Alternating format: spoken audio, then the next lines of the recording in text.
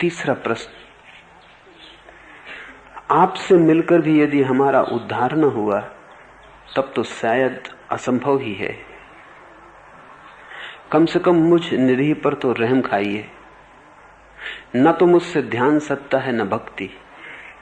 भक्ति की लहरियां आती हैं अब इस पर बहुत झीनी, और वो भी कभी कभी, और संसार का भयंकर तूफान तो सदा हावी।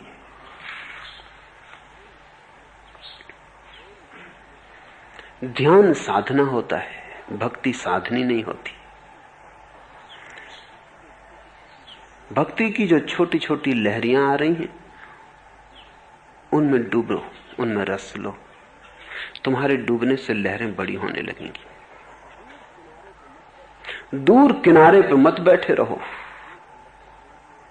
अन्यथा लहरें आएंगी और खो जाएंगी और तुम अछूते रह जाओगे। उतरो, लहरों को तुम्हारे तन प्राण पर फैलने दो। अगर छोटी छोटी लहरें आ रही हैं तो भरोसा रखो, लहरों में सागर ही आया है। छोटी से छोटी लहर में विराट से विराट सागर छिपा है। ध्यान साधना पड़ता है, ध्यान साधना है। भक्ति साधना नहीं है, उपासना है। भेद समझ लो। साधना का अर्थ है तुम्हें कुछ करना है, उपासना का अर्थ है तुम्हें सिर्फ परमात्मा को मौका देना है। साधना में तुम्हें चेष्टा करनी पड़ती है, उपासना में तुम बेसहारा होकर अपने को परमात्मा पे छोड़ देते हो। तुम कहते हो अब जो तेरी मर्जी, अब तू जैसे रखे, अब तू जो करवाए, डुबाए तो वही किनारा। अब मैं नहीं हूं। भक्ति साधना नहीं पड़ती, साधने में तो तुम बने रहते हो, उपासना में तुम खो जाते हो। तुम जैसे जैसे पास आते हो, उपासना शब्द का अर्थ है परमात्मा के पास आना। उपआसन, उसके पास बैठना। बस बैठने ही काफी है। तुम उसे मौका दो, तुम बैठ जाओ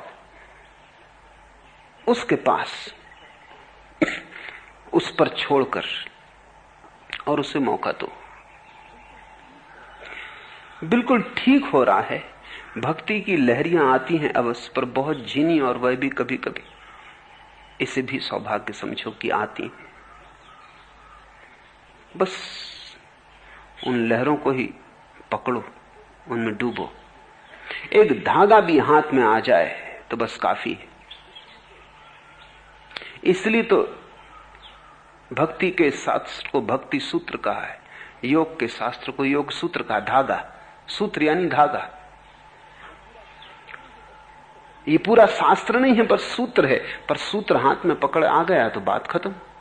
उसी सूत्र के सहारे चलते चलते तुम एक किरण पकड़ लो सूरज की, तो सूरज तक पहुंचने के लिए सहारा मिल गया। उसी किरण के सहारे चलते जाना तो उसके स्रोत तक पहुंच जाओगे जहां से किरण आती। मगर हमारा मन बड़ा लोभी, वो कहता है कभी कभी, कभी कभी आती है, ये भी कोई कम सौभाग्य है। एक बार भी जीवन में लहर आ जाए, और तुम अगर होशियार हो, तुम अगर जरा समझदार हो, तो तुम उस एक ही लहर के सारे उसके सागर को पालोगे। कभी कभी आती है, जरूरत से ज्यादा आ रही। तुम्हारी पात्रता क्या है, योग्यता क्या है, कमाई क्या है? कुछ भी नहीं है। उसकी अनुकंपा से आती होंगी, प्रसाद स्वरूप आती होंगी। धन्यवाद दो, शिकायत मत करो। शिकायत करोगे तो जो लहरें आती हैं वो भी धीरे धीरे खो जाएंगी, क्योंकि शिकायती चित्त के पास उपासना असंभव है। जितनी ज्यादा तुम्हारी शिकायत होगी उतना ही परमात्मा से फासला हो जाएगा। बिन शिकायत उसके पास बैठ रहो, धन्यवाद दो। मैंने सुना है, मुसलमान बादशाह हुआ महमूद, उसका एक नौकर था, बड़ा प्यारा था। इतना उससे प्रेम था उस नौकर के और उस नौकर की भक्ति भाव से, उसके अनन्य समर्पण से, कि महमूद उसे अपने कमरे में ही सुलाता था। उस पर ही एक भरोसा था उसको। दोनों एक दिन शिकार करके लौटते थे, राह भटक गए, भूख लगी। एक वृक्ष के नीचे दोनों खड़े थे। एक फल लगा था, अपरिचित, अनजान। महमूद ने तोड़ा, जैसी उसकी आदत थी। चाकू निकाल के उसने एक टुकड़ा काट के अपने नौकर को दिया, जो वो हमेशा देता था। पहले उसे देता था, फिर खुद खाता था। नौकर ने खाया, बड़े अहोभाव से कहा कि एक कली और दे दी। उसने फिर कहा एक कली और। तो 3 हिस्से तो वो ले चुका, एक हिस्सा ही बचा। महमूद ने कहा एक मुझे छोड़, पर उसने कहा कि नहीं मालिक, ये फल तो पूरा ही मैं खाऊंगा। महमूद को भी जिज्ञासा बढ़ी कि इतना मधुर फल है, ऐसा इसने कभी आग्रह नहीं किया। तो वो छीना झपट की होने लगी, लेकिन नौकर ने छीन ही लिया उसके हाथ से। उसने कहा रुक, अभी जरूरत से ज्यादा हो गई बात। 3 हिस्से तू खा चुका है, एक ही फल है वृक्ष पर। मैं भी भूखा हूं और मेरे मन में भी जिज्ञासा उठती कि इतना तो तूने कभी किसी चीज के लिए मांग नहीं की, ये मुझे दे दे वापस। नौकर ने कहा मालिक मत ले, मुझे खा लेने दे। पर महमूद न माना तो उसे देना पड़ा। उसने चखा तो वो तो जहर था। ऐसी कड़वी चीज उसने अपने जीवन में कभी चखी ही ना थी। उसने कहा पागल, ये तो जहर है, तूने कहा क्यों नहीं? तो उसने कहा कि जिन हाथों से इसने स्वादिष्ट फल मिले, उन हाथों से एक कड़वे फल की क्या शिकायत।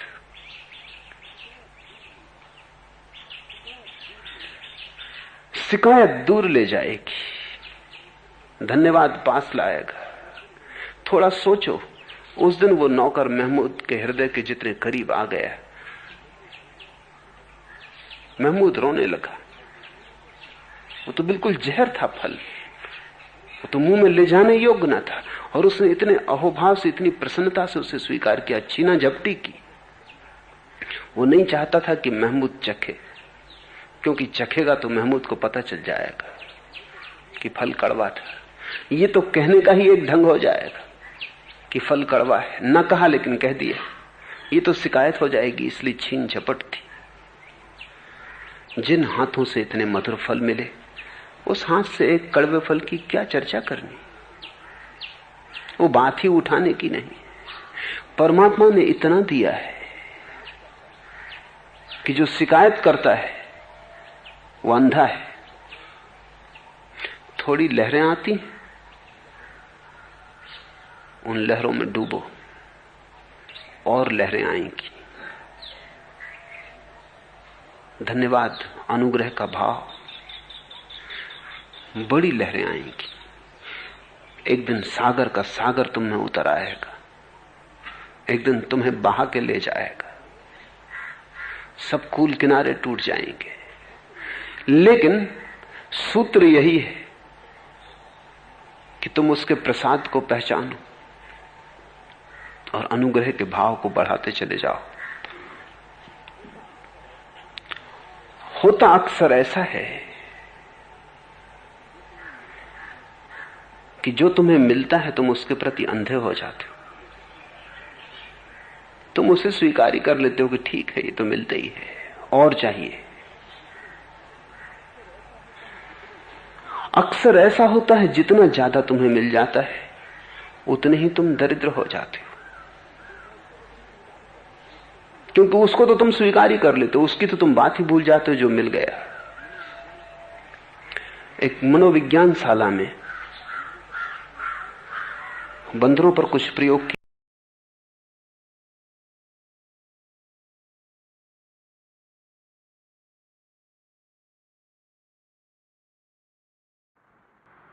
एक मित्र ने पूछा है